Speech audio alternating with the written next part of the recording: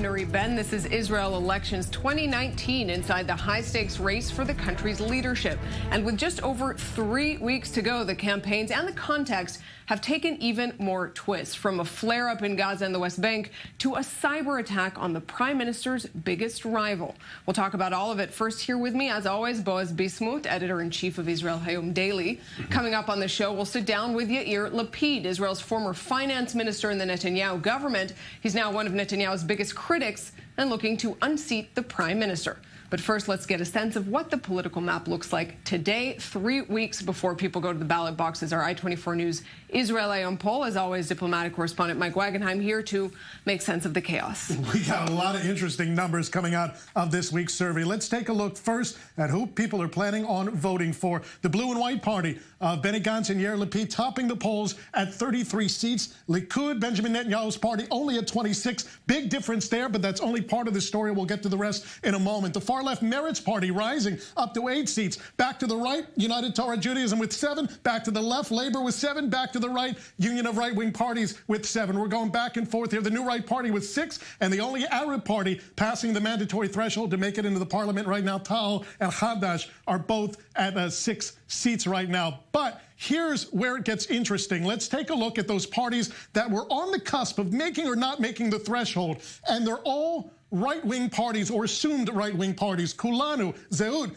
Yisrael Beitenu, and Shas. 3 of these parties already part or were part of Benjamin Netanyahu's coalition. Zehut leaning right, but sort of a wild card. This is where the difference could possibly be made. These parties were a question mark in past weeks as to whether they would make it over the threshold. In our recent poll, they're making it, and that makes a huge difference in the numbers, not in who wins and loses the election, but who can build a coalition. Let's take a look at how the coalition building stands right now. The center-left party, Benny Gantz's bloc, even if they combine with the Arab parties, only gives them 54 seats. Even if they get Zehut to come to their side, it only gives them 59. It's not enough. Right-wing bloc, though, Benjamin Netanyahu's bloc, 66 seats, the best it's been in a long time. Those bottom feeders in the polls now rising above that threshold makes all the difference in the world. Boaz, what do you expect from those smaller parties that up until about a week ago we were saying, they might not make it?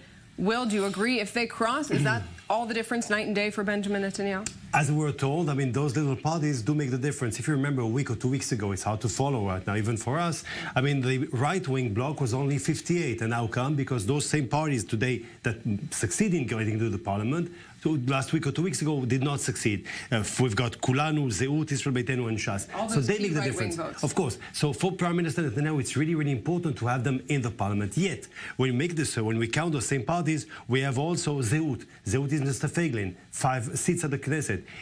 Can you put him in the right-wing bloc? Not so sure. I mean, he used to be, but now he plays them in a game where he can find himself right and left again. So this is a bit complicated. Yet, there's one thing important in the poll, is the difference, I mean, still between Kahol Lavan, Gantz Lapid that we're going to host today, and Prime Minister Netanyahu. Very important for them to have at least more than 5-6 seats difference in order to get from the president the possibility of making a government. Right. Even really when important. we see, as Mike points out, even when we see those numbers, when it looks like blue and white is really blowing past the Likud party, that's only a very small part of the story. Another part of the story, Mike, I want you to show us who is actually planning to vote in the first place, because that could also make all the difference. Voter enthusiasm is big. It's not who you're voting for in mid-March. It's who you're voting for on Election Day, April 9th, and whether you'll actually go out to the polls in favor of your particular party. Let's take a look at a survey that shows voter enthusiasm. How certain are you that you will vote? We surveyed along party lines. Labor topping the list. 76% of Labor supporters say they're going to vote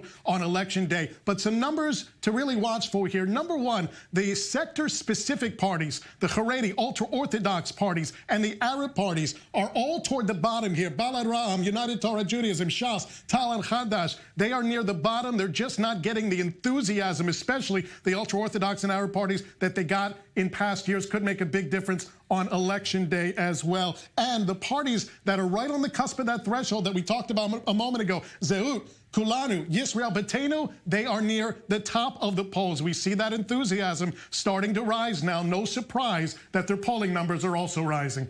What a relief for the Labour Party. I mean, let's remember again, Labour Party, the government party for many, many years until 1977. What do I see here? 76%. There are only 7 seats. Thank God. Try to imagine if they had less. Right. A couple weeks ago, we were talking about this party potentially disappearing after essentially founding I mean, the state. this is what is saving them. They've got the 7 seats, the 76%.